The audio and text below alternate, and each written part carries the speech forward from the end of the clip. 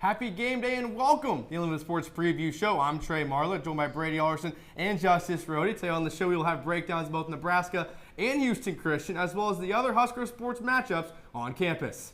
We'll take a look back at last week's dominant win over Akron. And we will be joined by the KRNU crew who will have our morning contest on our student radio. This is the Unlimited Sports Preview Show on Nebraska Nightly.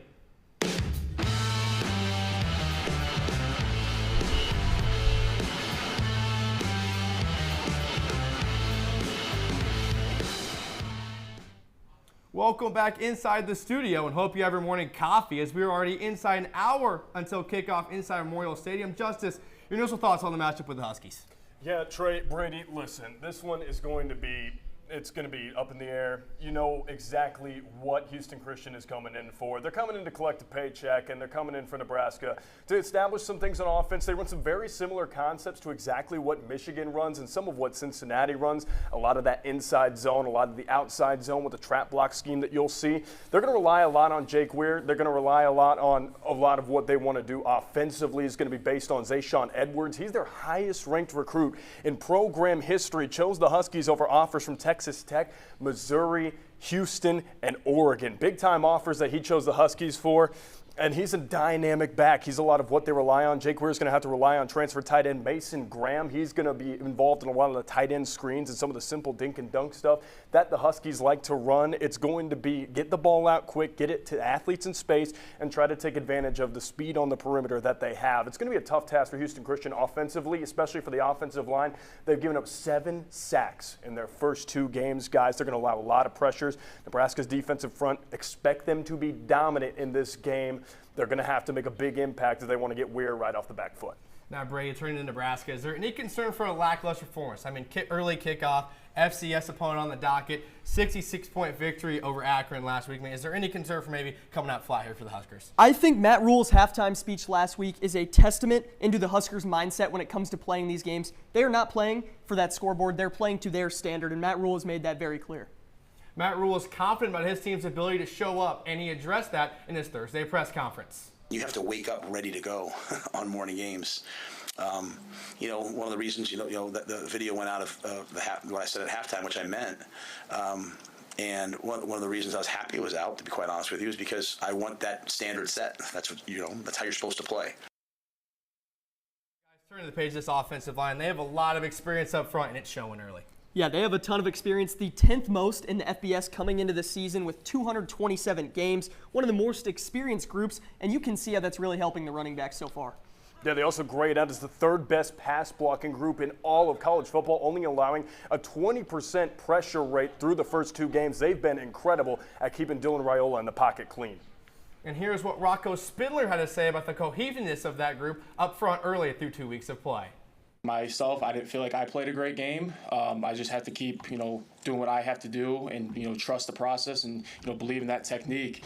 But as a group, I feel like we took another step of communication and playing 5 as 1. Spindler started the first 2 games of the season at right guard for the Huskers.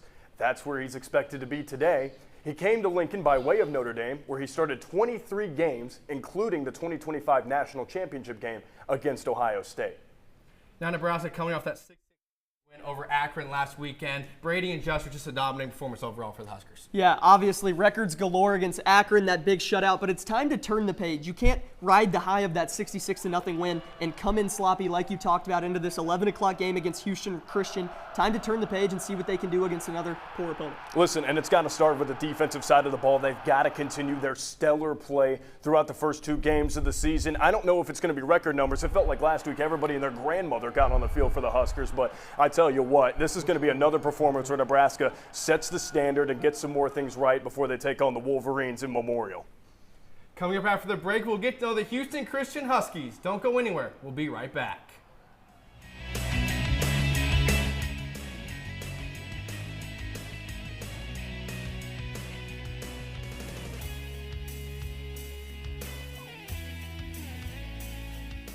Need for blood never stops. And at the Nebraska Community Blood Bank, your blood could help save lives.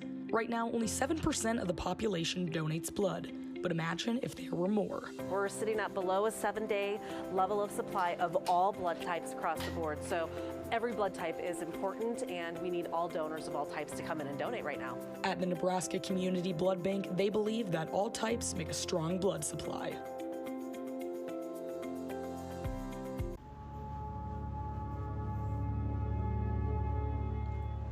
Social media is a daily part of many college students' lives, something we've become used to, but it can also be overwhelming and draining.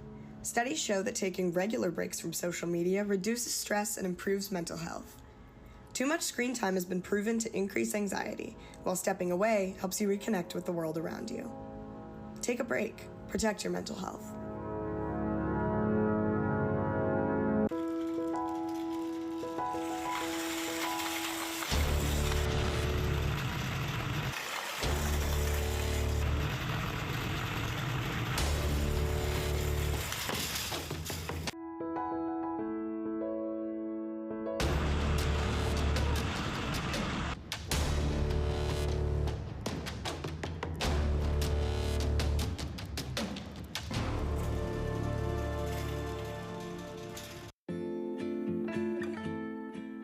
Many of the brands you love don't love animals like you do.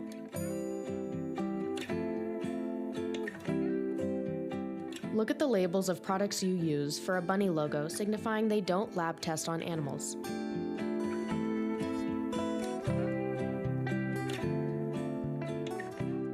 Check the label for those who aren't able.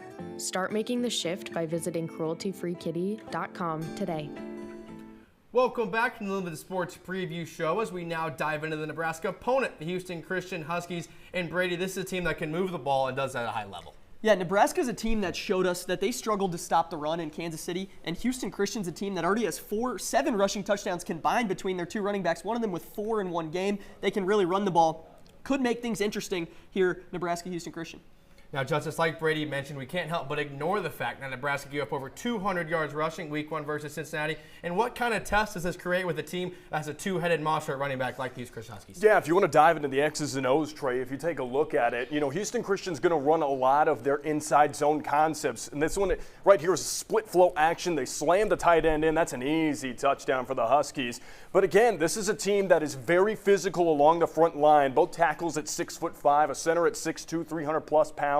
This is an offensive line that's willing to get downhill, is better going downhill. And listen, they want to run inside zone, outside zone. They want to get Zayshawn Edwards moving along. You can see the redshirt freshman. This guy's going to have his name called a ton in the transfer portal. There's going to be offers all over for this kind of guy. Nebraska's got to stack the box. They've got to stay physical in front of the Huskies, and they've got to limit gaps. If you can shut down the run game of Houston Christian, you make it that much harder for Jake Weir to get the passing game going and spread some of that secondary love around. And Brady, Houston Christian has never played an environment like this. What kind of challenge might this bring for them, especially early in the year? Yeah, their home stadium only holds 5,000. Nebraska's 15 times bigger, holds 75,000, and it'll be their 405th consecutive sellout as we expect. So it's going to be a big difference. We'll see how they handle the spotlight and the noise. Definitely a tough spot for Jake Weir and crew. Coming up after the break, Bridger Cruz and Danny Berg will break down the rest of the Husker teams in action this weekend.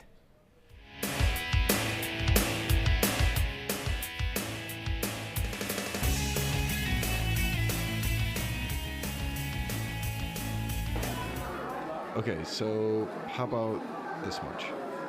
I don't know. Well, how about this much? I don't know. How about... Actually, I don't know. Okay, maybe this much? I don't know.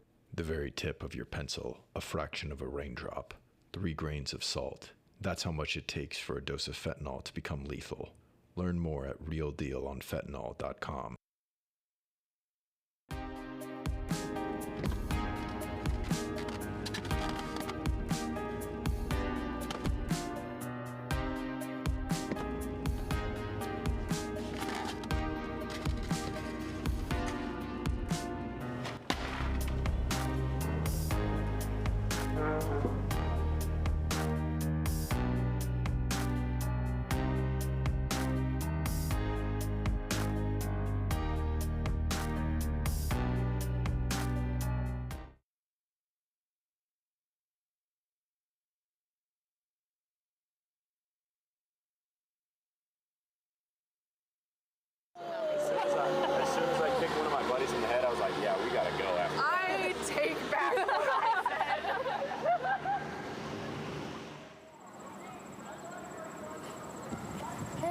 for the day? Yeah, just kind of maxed out on people.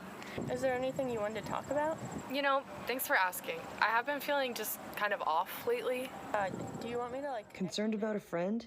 Just ask and refer them to counseling and psychological services at UNL.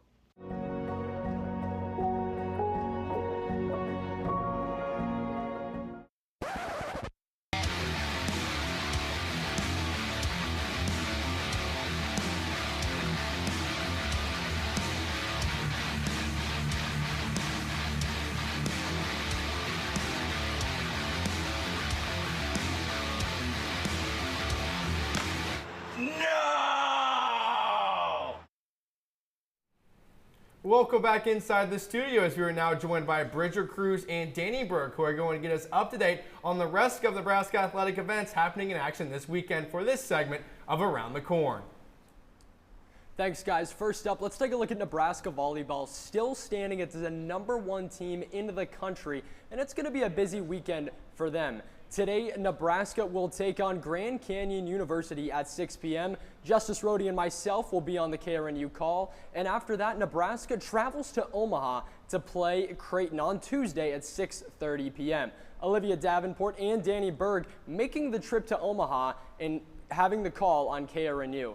And I tell you what, Danny, this is a Nebraska volleyball team that kind of has all the makings to be very, very special this season. You know, this is a team, Bridger, you come in with one of your biggest rosters ever, and everyone has just been contributing up and down, and they're off to this spectacular start. And there's just no slowing them down. Every team that they play, they go up against, and they just push them to the side, and they throw them around. There's just no stopping this Nebraska team right now. Well, I think what's really interesting about this Nebraska team as well, to quote Justice Rhodey, would be everybody and their grandmother plays on this team. They get reps, and everybody's playing at an incredibly high level. A lot of people have said that anybody on this team could be a starter at a D1 school right now. So you can just tell how high level this Nebraska team is. And it feels like that we say this every single year, but it's especially true this year, even for the players that aren't playing right now, the 3 freshmen that have the potential to redshirt, but even everyone that's getting into the game, you think, wow, if they went anywhere else, they would be the star player on that team. And that's just the case with this Nebraska team right now. They're so loaded with talent.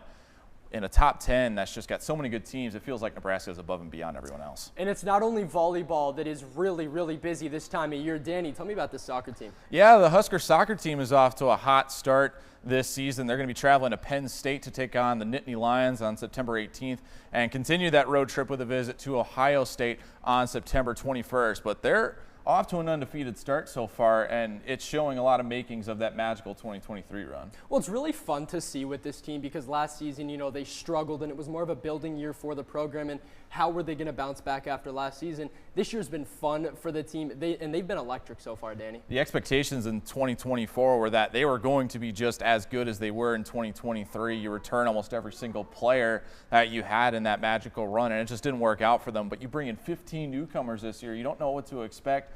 Just 2 transfers, and they have all been fantastic. Everyone's playing. We've seen a lot of similars to what we've seen from that 2023 squad, and they are looking absolutely fantastic right now. They are. They look like an incredible team, and you talk about that 2023 run. Sometimes a season like 2024 can build a team up so much, and then with 15 newcomers, a lot like that volleyball team, some new pieces, but it's really working and flowing well. They've been really, really good so far, but they're getting into conference play now. Penn State, Ohio State are coming up, and then they'll be back home in Lincoln at the end of the month. And with that, that's all we got from Around the Corn. Trey, we're going to send this back to you. Thank you, Bridger and Danny, guys. This Nebraska volleyball team, they receive all 61 votes every Monday, and man, it's showing right now. Yeah, they are loaded, top to bottom, you know, left to right. I mean, they could pick somebody out of the stands to play middle blocker, and they're still going to dominate. This team is absolutely loaded. They're on a roll. It doesn't matter who they face in the Husker Invitational. Line them up and knock them down. It's like a bunch of bowling pins right now, guys. Nobody can stand in their way. Coming up after the break, the KRNU keys to the game. Don't go anywhere. We'll be right back.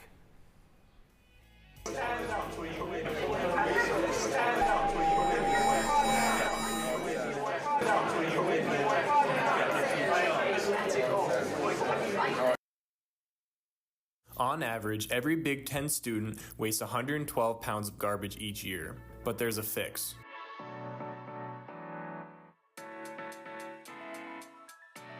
Make sure you use an Aussie when you dine in and be a part of the change. Nearly 1 in 3 Husker students struggle with food insecurity. Husker Pantry addresses food insecurity and a welcoming space by providing free food and personal items to UNL students in need. Due to high demand, the pantry often runs out of essential items. Help keep the pantry stocked by donating the most needed items. From canned food to personal items and cleaning supplies, you can make a difference by donating. Learn how to donate by visiting pantry.unl.edu.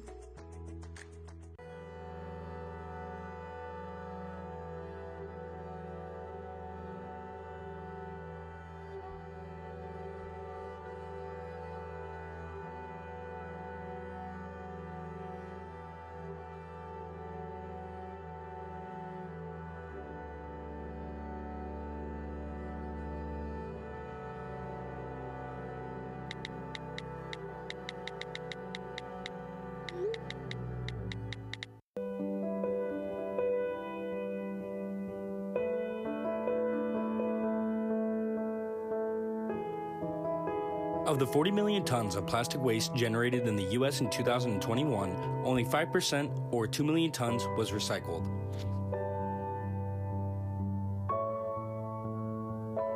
Make sure you do your part in keeping Anderson Hall clean. For more information on recycling statistics, visit epa.gov today. Welcome back to the Limited Sports Preview Show, as we will now talk to Brady Alderson and Evan Bolt, who will be up in the booth for this matchup inside Memorial Stadium. Thank you, Trey. I'm Evan Bolt, joined by Brady Alderson, and here are the KRNU keys to the game. First things first, Nebraska's got to stay out of their own way. HCU is a lower-level FCS team who's on the up, so they shouldn't prove too much of a challenge for Matt Rhule's squad if they play disciplined football and stay focused on winning the football game. That's the biggest key. As we saw last week, Matt Rhule bases success on his standards, not the score of the game. And at half last week, Rhule firmly reminded his team about the importance of being locked in from start to finish. Next for the offense, lean on the man-eaters up front. There's a pretty big talent disparity up front, and so they need to let the big guys on the line eat so Emmett Johnson and the rest of the backs can have a big day on the ground. Like I mentioned earlier, Nebraska's offensive line is one of the most experienced groups in the FBS, and we have seen the Huskers veterans up front pave the way for guys like Emmett Johnson, who have rushed for 100 yards in back-to-back games to open the season. Finally, the defense needs to stop the run. This Houston Christian team has a very talented backfield, and they're going to rely on them to stay in the game. Shut down the run, and they shut down the whole offense. Yeah, the Huskies' run game has already combined for 7 touchdowns in their 2 games this season, and we saw Nebraska struggle to stop the run in Kansas City. We'll see if the shutout last week gives the Blackshirts the momentum they need to shut down Houston Christian. Make sure to tune into the broadcast at the top of the hour, as I will be joined by Arden Lockheim on 90.3 KRNU, or listen anywhere on the KRNU website. Back to you guys at the desk. Thank you both. Now they have to go over to the stadium as we are closing in on 30 minutes out from game time. So replacing Brady is our good friend Bridger Cruz. Bridger, final thoughts on this matchup? You know, I think this match is going to be a lot closer than people give it credit for. Houston Christian has a great backfield, and they're going to be pretty solid defensively as well. This match is going to be closer than people think it is here in Lincoln. Yeah, just like Bridger's over here saying, I think that, it could really cause Nebraska some problems with the way that Houston Christian wants to run the football, guys. But in the end, I just think the talent fee is going to end up taking place, and Nebraska's got way too much for these Huskies to handle. Bridger, score prediction. Score prediction right now, I'm going to say 49-14. The Huskies start out strong, but fade out a little bit more towards the end. Yeah, I think this one ends up being a 49-3 ball game. I think that Houston Christian manages to sneak in a field goal with former Husker Charlie Weinrich, but in the end, it's just too much Husker for the Huskies to handle. Yeah, I got Nebraska 45-10. I think Houston Christian keeps it close early. They can run the football really well. That's why I think Nebraska doesn't score as much as they did against Akron last week. But I have 45-10 Nebraska. Now, Justice, Tennessee, Georgia, College game day. Boy, this one's tough. These two have no love lost for each other. Joey Aguilar is going to take some snaps for the Volunteers, and Gunnar Stockton hasn't looked the greatest for Georgia. I think Georgia's got something hiding up their sleeve. They didn't look the greatest against Austin Peay State last week, only scraping out of there with a 2-touchdown win. I think Georgia's got something up their sleeve. That defense is way too talented. I like the Dogs in this one, 35-21 over the Vols. Bridger? And I tell you what, you said it best, Justice. I think this game is going to come down to the wire. Georgia's going to be good, but Tennessee has not beaten the Dogs in quite some time. That changes today. Give me the Vols. I'm going Bulldogs. Until Tennessee finds a way to beat Georgia, I just cannot go against Kirby Smart in Neyland. I'm excited for that one. College game day is going to be there. And finally, just as we wrap up with Notre Dame, Texas A&M. Yeah, this one was a nail-biter last year. It took all of Jeremiah Love and Riley Leonard to get this one done. There's no more Riley Leonard, folks. The Irish are going to need a Catholic prayer, and I think they get it. C.J. Carr at the end, I love what they can do. 24-21 Irish roll over the Fighting Trev Alberts of A&M. You know, I'm going to take this one. I think I would agree with you. Notre Dame's going to win it, but it's going to be a close one. Give me 35-28. Notre Dame gets the win. I'm going Lone Wolf again, Texas A&M. I like Nate Borger, the former Husker, playing at tight end for the Aggies now, and until I think that one's going to be a dogfight, but I think Texas A&M, I could just like to be in the outlier here. Back-to-back Lone Wolves. Should be an absolutely fantastic weekend of college football. Well, thank you for tuning in to this edition of the Limited Sports Preview Show. For Bridger Cruz, Justice Rhodey, Brady Alderson, and the rest of our crew working behind the scenes to make this all happen, I'm Trey Marler. Enjoy your college football Saturday.